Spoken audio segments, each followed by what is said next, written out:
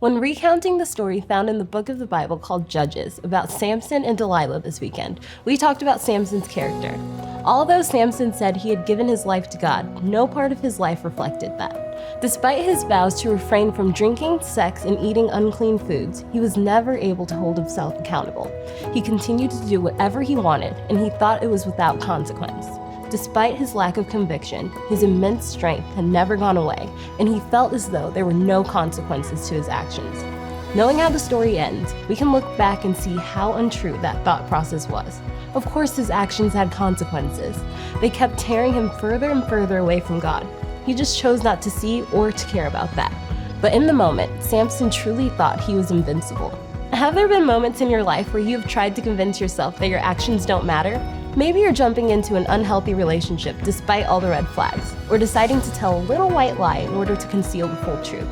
Maybe, like Samson, you're out partying with the wrong people.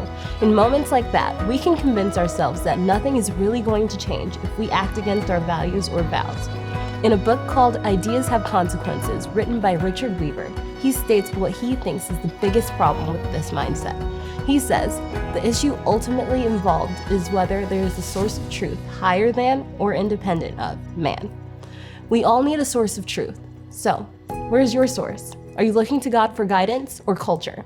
Do you surround yourself with friends and family who point you toward more godly and loving actions? Or do you surround yourself with people who won't tell you when you're wrong or when to stop?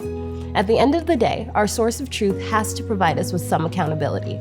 We have to be reminded that our actions do have consequences, even when we might not immediately see them. We can't rely on our own desires like Samson did. We have to rely on God. So I pray that you find people who are in your corner, people who will help you make the right call and remind you to look for God in your next step.